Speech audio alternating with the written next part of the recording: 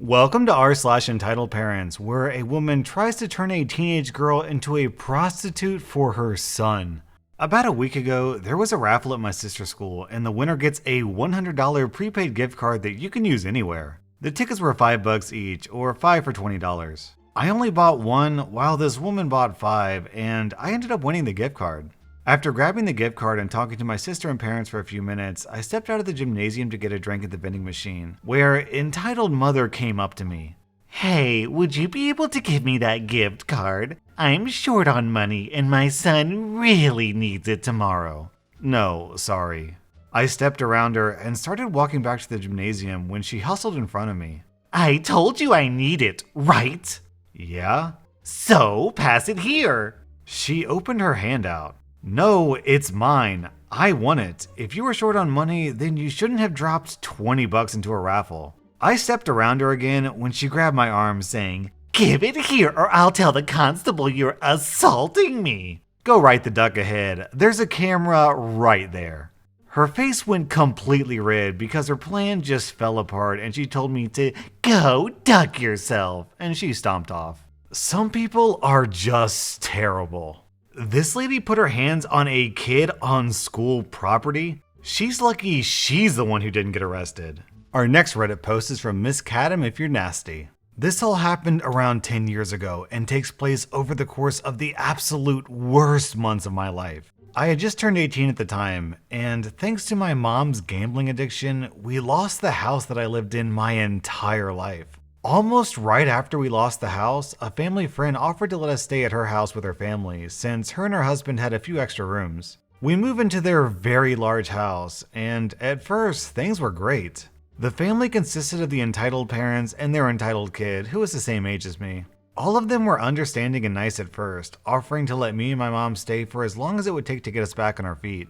Entitled Mother even got me my first job working as a volunteer at a bingo hall. It was all under the table kind of money, but I didn't care since it was money in my pocket that my mom couldn't or wouldn't provide me. Entitled parents had been family friends for a very long time and are absolutely enamored with the idea of me and Entitled Kid getting together, and have been ever since we were little.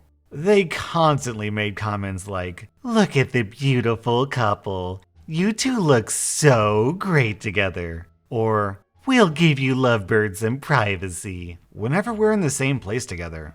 Despite me stating several times that I didn't like him in that way, they were determined to try to get us to work, like some kind of arranged marriage. I think that really fed into Entitled Kid's ego because about a month into my stay, this is when the first incident happened.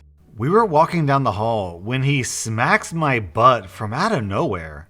I really freaked out and went off on him, yelling, cursing, and giving him a few shoves. Our parents came upstairs to see what all the yelling was about, and we end up getting separated. I tell my mom what happened, and she responds by telling me it wasn't a big deal and to not rock the boat while we were living there. Entitled Kid eventually gives some half-hearted apology to me at dinner, and his dad makes some joke about how he's relieved that he's finally taking an interest in girls, since they were starting to think he was gay. Things proceed to escalate from there. Any chance Entitled Kid got, he would make lewd comments or find some way to grope me.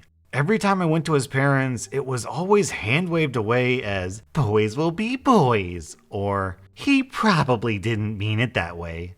That he was a really sweet guy deep down and I should get to know him better. On one occasion, Entitled Dad told me that I should be flattered.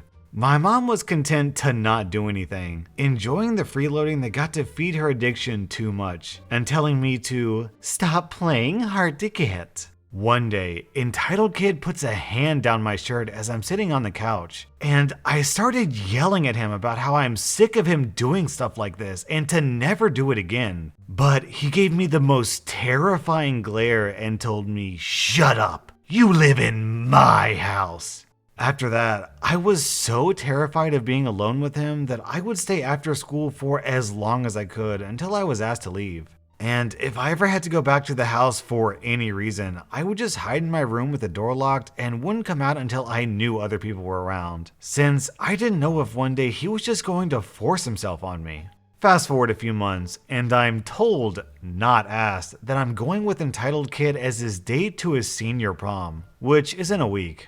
Entitled parents are super excited and tell me that we'll have the whole house to ourselves that night after we come back from the dance. I very quickly shut that down and tell them that I am not going because of how Entitled Kid treats me. And entitled parents spend the rest of the day doing everything they can to compel me. First, they try telling me money isn't an issue, how they'll pay for my dress and ticket. When that doesn't work, they try to guilt trip me, telling me how they ask me for so little and how this is the least I can do, and how much Entitled Kid would love it. Finally, my mom eventually hears about it after she comes home from the casino, and she's pissed. She tells me how I need to go, how it's such a big opportunity for the both of us, and how I need to tell the entitled parents that I changed my mind. I refuse, and the day after Entitled Kid's prom is over, entitled parents sit me down and my mom for a talk. They start implementing new rules about how they now expect us to pitch in for all the amenities, how we're expected to buy our own food, and how they're going to start charging us for rent. Before all this, they were very adamant about us not paying for anything, wanting us to save money to get back on our feet. Even without my mom spending half of all her checks at the casino, there was no way for us to afford what they were asking. And they subsequently gave us a month to find our own place and move out. We ended up moving out to live in a sketchy neighborhood with some guy my mom was dating, whom she'd met at the casino. My mom blamed me for the entire thing, saying I blew a golden opportunity for both of us. How I basically threw away a great future that was all laid out for me because I wouldn't dance and put out. That cut me pretty deeply, and I still get angry thinking about it to this day. A few months later, I graduated, but my mom didn't show up to the ceremony. I came back to my house and all my stuff was sitting on the curb next to the trash and had been thoroughly picked through. I found out my key doesn't work anymore, and nobody is picking up their phone. I end up waiting till about 3 in the morning for them to come back from the casino, and my mom tells me in so many words that I'm on my own now. Nothing I say changes her mind, and I eventually pack what little of my stuff is left into her car. I spent the next month or two couch surfing or sleeping in my car, while trying to pick up as many days as I could at work. Eventually, I managed to save up enough to move into my first apartment with a roommate. I haven't spoken to my mom or the entitled parents since then, but recently my mom left me a voicemail asking if we could talk, since she didn't like the way we left things. Since then, she's been blowing up my phone every day. I don't plan on ever taking her call.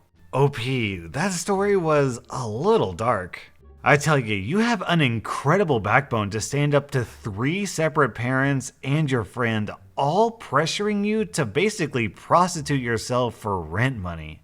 In any event, I'm glad you're out of that toxic situation. Our next Reddit post is from Ave. So this is a story that happened to my friend this year, and I'm honestly so shocked by this. So basically, my friend is a regular good student at school, has amazing after-school activities, and is student government president. She also has a perfect SAT score. It's been my friend's dream to go to Cornell. Both her parents went, and she's been in love with it for years. Now enter entitled mom and entitled son. My friend's mother gets a call on her mobile from the entitled mom. Basically, it goes like this. Hi, are you friend's mom? Yes, what do you need? Friend is applying to Cornell early decision, right?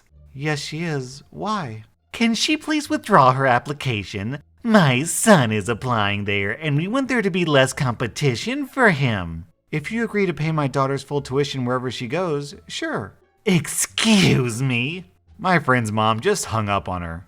My friend is still applying to Cornell. Hopefully she gets in rather than this entitled mom spawn. So is anyone else imagining this entitled son to be Andy Bernard from The Office? Our next Reddit post is from EC McGee. I do jiu-jitsu, a form of martial arts where we do sparring, punching/kicking, grappling like wrestling, and self-defense.